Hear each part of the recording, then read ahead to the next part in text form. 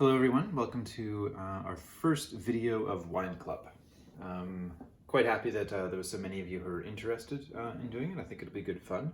Kind of a good way of tasting some different wines that we have by the bottle for cost. So I don't know if a lot of you are aware, but we are now paying as restaurants hospitality cost for wines, which means that we're getting them at about 20% cheaper than we used to. So not all of the wines that are in inventory yet have switched over to that new pricing, but as we're ordering more wine, we're getting it for a lot cheaper, and a lot cheaper than you can buy it at the liquor store. And then combined with that, the fact that we're not marking it up for you, you really are getting a good deal on these wines, and it's a great way to taste some wines that are much more inexpensive to do it this way than it is to buy them from the liquor store, for instance. Both of these wines, we've also got an additional deal on. So I mean, this would probably be close to 40 bucks in a liquor store, and this probably be close to 30. I haven't seen them on a shelf, so I don't know exactly, but for $47 for the both of them, I think you're getting some good stuff for relatively little money compared to what you pay elsewhere. So if that's not reason enough, then the fact that the wines are also delicious and that you can sell them and make a little bit of money off of knowing about them, especially going into the summertime, I think will be beneficial. Both of these wines I bought in quantity because we will eventually, not immediately, but eventually be doing them by the glass. That's why I happen to have enough of these to do Wine Club without having to put in a specific order for another case of each of them. Although I don't see these getting onto the glass for at least the next couple months. This one, actually, I could see it doing really well kind of at the end of the summer, going into the fall as the leaves start to turn, because it's got a little bit of that character. That's the Selbach Grauburgunder. And this one I can see maybe in the height of summer doing a feature on it or selling it by the glass or something like that eventually. But for the next couple of months, they're going to be just available by the bottle. My intention in the future is not to use wines by the glass, I think, as we discussed, because you can just taste those wines and you're expected to know them anyway. But because for the next few months these are not going to be on the by the glass list, I figured we'd use them for the first Wine Club since I've got enough of them and they are delicious. And nothing better than crisp, refreshing white wines on a freezing cold, rainy Sunday in March. Both of them are from German-speaking countries, both of these wines. So the pronunciation gets a little bit difficult for those of you who don't speak German. We have the Alzinger, Mühlpoint Gruner Veltliner, which is a Federspiel from 2018. This is from the Wachau region of Austria. Austria in Austrian is Österreich. So the Eastern Kingdom, I suppose, is what that means. But we call it Austria, and I will call it Austria in this video so that you actually know what I'm saying. The Selbach is a Grauburgunder Trocken. And I'll go through what some of these terms mean.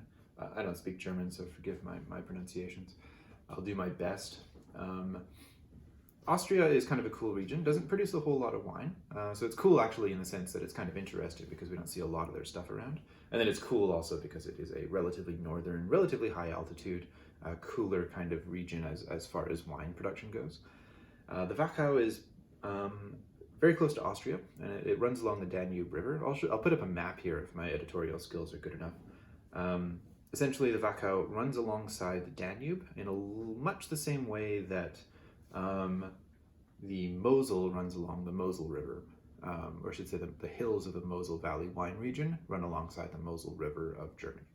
So this is from the Wachau region, which runs along the Danube, really not that far from Vienna, to be quite honest. So these two wines are actually, despite being German, they're actually not growing that close to each other. The Wachau is considered one of the best, if not the best, wine growing region in Austria. It's not very big. Like I said, it runs along the Danube, and it's known for having very, very steep hillsides, which are often terraced vineyards, which is quite important actually in cool northern wine regions. As you get further north, you get longer days, but cooler temperatures. Okay, so you get less intensity of sunlight. One way of capturing a little bit of additional sunlight in those really cool climates is to use inclined vineyards, right? The Wachau is a very high quality wine region, probably the highest quality wine region in Austria. It follows a section of the Danube River, which is really not very far from Vienna. And much like the Mosel Valley where these grapes are grown, the Danube has very steep banks, which is great for wine production in the Northern Hemisphere because that embankment tilts the grapes a little bit towards the sun. It captures a bit more sunlight. So even though they don't get a lot of intense sunlight during the summer in that region of the world, because the vineyards are on hillsides, very steep hillsides, they do capture a little bit more light, and that really does allow the grapes to ripen a little bit more. So that's something that these two wines will have in common. Both are grown on steep, terraced hillsides. This from the Danube, and this from the Mosel Valley of Germany. The Wachau has an interesting classification system, which is a little bit different. The Wachau only accounts, I think, for like 3% of all of Austria's wine production, so it's a good quality region, but they're not producing a ton of wine. Burgenland produces more, Kamptal produces more. There's other places in Austria that produce more. And 3% of Austrian wine production in total is really not a whole lot of wine, considering that Austria doesn't produce a ton of wine by European standards. There are 3 classifications of, I guess, ripeness, you could call it, in the Wachau. There's Steinfeder, Federspiel, and Schmaragd, okay? Basically, these are just different classifications for ripeness, and it's roughly approximated by alcohol level. So I think Steinfeder is up to 11.5%, Federspiel is up to 12.5%, and Schmaragd is up to 13.5%. If I've got that wrong, I'll put a caption below, but that's approximately it.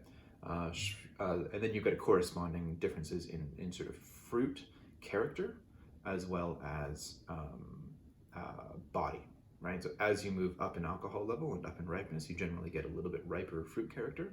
So you kind of go from like maybe green apple to red apple to peaches, nectarines, and then at the very top end of ripeness, you get like tropical fruits, pineapple, papaya, that kind of thing. An alcohol level is kind of a good way of understanding kind of where on the spectrum of ripeness and fruit character the wine is likely to be. It's an approximation kind of rule of thumb. This is a Federspiel, it's 12.5% alcohol, so it's kind of in that middle category of ripeness. Schmaragd, you would expect a little bit more ripeness and a little bit more alcohol and a little bit more body, okay? So this is from the Wachau. This is a Federspiel. It's 2018. This is a perfect summer refreshing patio wine. You keep this nice and cold. Really quite delicious. It's got some, it's delicious. So I would characterize this green apple, okay? Maybe a little bit of red apple. I would say that this has a very pronounced kind of minerality to it. And I would also say that this has a couple of classic Gruner notes, which is going to be consistent across all Gruner Veltliners that you'll taste, which are white pepper and a little bit of like maybe orange. Gruner is known for having a kind of orange character.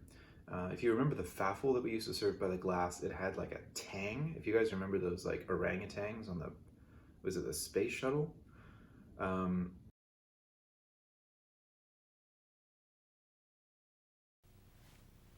The extreme taste of tang in a glass. And in a pouch. 5 fab flavors. Like tropical tremor and cherry craze without the pits. All with 100% vitamin C. Tang, it's a kick in a glass. Whoa! And in a pouch. Tang, baby. I don't know why I don't know why I think of orangutans on the space shuttle when I drink Gruner. It's probably because of that commercial when I was growing up. But a Pfaffel particularly has that kind of tang, orange juice kind of character to it. The Culmina, which we've just recently stopped serving by the glass, has a little bit more of like an orange pith or orange skin or orange zest to it. So it didn't have the juice of the orange, but it did have a kind of oranginess in the way that you would zest an orange. This has much more of the pith, less of the skin, less of the juice, but it does have a kind of like a pithy, especially on the finish, like a little bit of like a phenolic presence or a little bit of tannin almost. Not much, but a little bit, which I think adds a really nice kind of bite to the finish and opens it up to food and seafood particularly. So this has those classic elements of white pepper, minerals, and some character of orange. But it is sort of medium to high in acid, so it's got a nice kind of refreshing character. The Pfaffel was much sort of more medium acid. This has a really beautiful freshness to it, and maybe a little bit of white flowers as well. aromatically.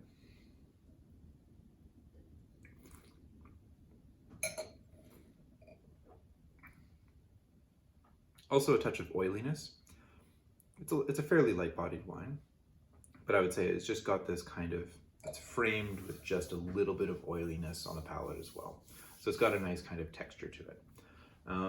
The finish is a little bit short, not super short, definitely not a super long finish, which is maybe the only disappointing thing about this wine.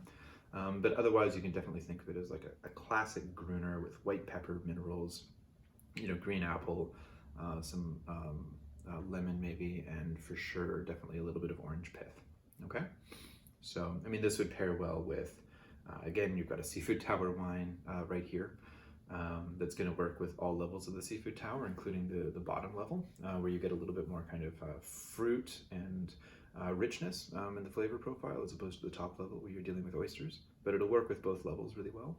And you keep it on ice on the patio, and people will drink this a lot. I know I would. So it's a great wine. Drink up, enjoy it. But let's taste the other one. So this is, it says on the front 2016, obviously the vintage, Grauburgunder Trocken, okay? So Grauburgunder means basically the gray Burgundy grape, okay? The Germans call Pinot as a category, so Pinot Noir, Pinot Blanc, Pinot Gris, Pinot Meunier, they're all part of the Pinot grape essentially, and they're really just different color mutations of Pinot Noir. Like Pinot Noir and Pinot Gris and Pinot Blanc, as I understand it, are all essentially genetically identical. They're really just color mutations of the same grape. They make very different wines, but Pinot Noir in the vineyard, to my understanding, can switch to Pinot Gris, and it can even switch all the way to Pinot Blanc. And interestingly, it can switch to Pinot Gris and then switch back to Pinot Noir. Once it switches to Pinot Blanc, it can't switch back to either of the two previous color iterations. But nonetheless, you're looking at Pinot in this case, and Grau being gray in German would be Pinot Gris. So Pinot Gris or Pinot Grigio or Grauburgunder is basically just the gray Pinot. All right? Hopefully that wasn't too confusing, but Grauburgunder means the gray Burgundy grape, and here they're referring to Pinot. So Pinot Gris, Trocken means dry. So we're looking at a dry Pinot Gris, and then the fact that this whole thing is written in German, and of course the design on the front being very kind of ostentatious, but kind of cool actually. Like it's simple and classic in its own way. Definitely presenting a German wine. Selbach is the producer. So we have some other wines by Selbach Oster, and we've got this wine by Selbach, the same producer. The difference is that Selbach Oster is the domain production, so that means that they're growing their own grapes on their own vineyards, and so they use the name Selbach Oster for that side of their production and those wines. And then Selbach, so Selbach minus the Oster, Selbach is basically their négociant production, where they're purchasing grapes from other people's vineyards and then bottling it under their own label, okay? So that's why this says Selbach and the other Selbach Oster, same producer, just they're getting their grapes from different areas, and so they distinguish that in the name of their winery.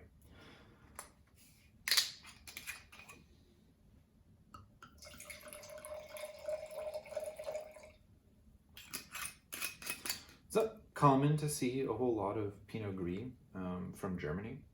Okay, Germany is very much known for its Rieslings. Specifically, the Mosel Valley is known for Riesling. So, I mean, this is really the first and only German Pinot Gris I've tasted. But it does remind me very much of, Pinot Gris. When I last tasted it, it was kind of exactly what I expected. So, the different styles of Pinot Gris, I mean, you'll be familiar with Pinot Grigio as being kind of in the expression from northern Italy. Pinot Grigio in northern Italy is grown in a fairly cool climate, but it's also harvested a little bit earlier, so it doesn't get as ripe. So really what they're doing is they're just capturing a little bit more freshness at the expense of the complexity that's kind of developed later on in that ripening curve. As you let Pinot Gris ripen more, it generally develops a little bit more kind of like an interesting spiciness to it, maybe a little bit of ginger or cinnamon and that kind of thing, just on its own. And then of course, if you let it get a little bit of botrytis later on, then those aspects are emphasized even more, which sometimes producers do.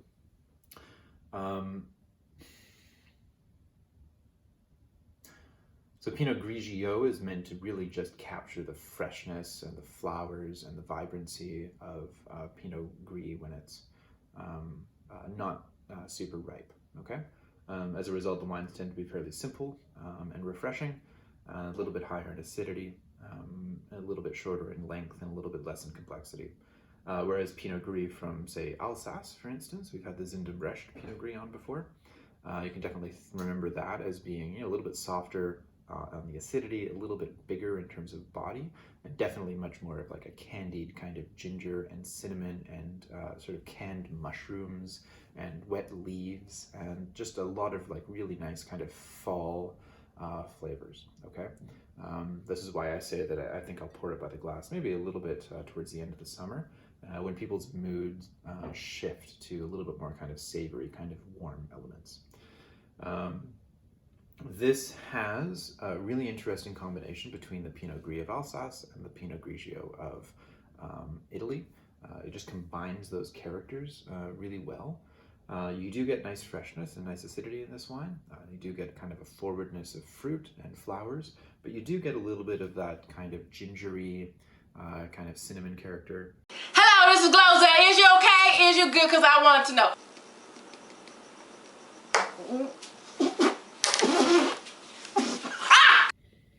And a little bit more of like aromatic kind of complexity from this than a Pinot Grigio, for instance, but maybe not as much as a Pinot Gris from Alsace.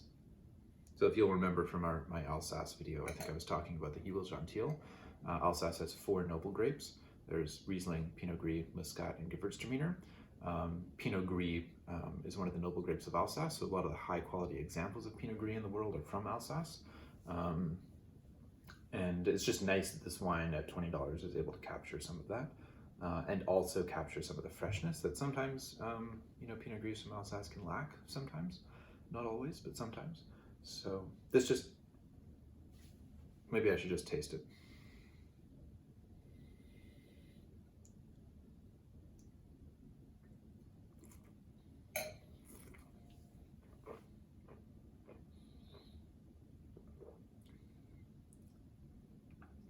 Yeah, so I do get a kind of a cool spiciness to it. Maybe even a little bit of white pepper in here, although I would, say that the spiciness here is a bit more of like a candied ginger or ginger powder or ginger spice, that kind of thing. And then just like a little bit of a dusting of cinnamon as well. So, but otherwise you're kind of looking at red apple and maybe a little bit of pear. So think of like spiced pears, kind of is what this is like. So these 2 wines, what they have in common, Germania, roughly speaking, Austria, Germany, Mosel Valley, steep hillsides, Wachau, steep hillsides. Both have good freshness and vibrancy and a spiciness to them. This one with white pepper, this one with a little bit of cinnamon. And they're both quite frankly refreshing and delicious. This one for the height of summer, and this one for those sort of tail ends of August going into September, when the leaves maybe are starting to turn, the weather is getting cooler at night, the patio season's not quite as long, and the chef is kind of switching out the menu and going for more savory foods. But both are super delicious. When people are looking for like, a Pinot Gris or Pinot Grigio, and they want to try something a little bit different, and they want something that's a little bit more gastronomic and flavorful, I would push them towards this for sure.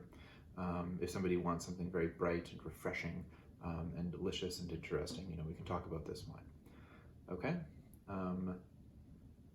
Let me know if you've got any kind of comments or insights, as you taste through the wines, or any kind of questions that come up for you. I didn't want to get too much into the German terminology, because even I find it a little bit confusing sometimes, not just because it's hard to pronounce, but because it's, a region I haven't actually studied in extreme depth. But I think that understanding the terms Federspiel, Steinfeder, Schmaragd is useful in identifying Austrian labels. And then words like Trocken, useful in identifying what you can expect from a wine that's labeled Trocken from Germany. So enjoy the wines. drink them, let me know what you think, and we'll see you soon.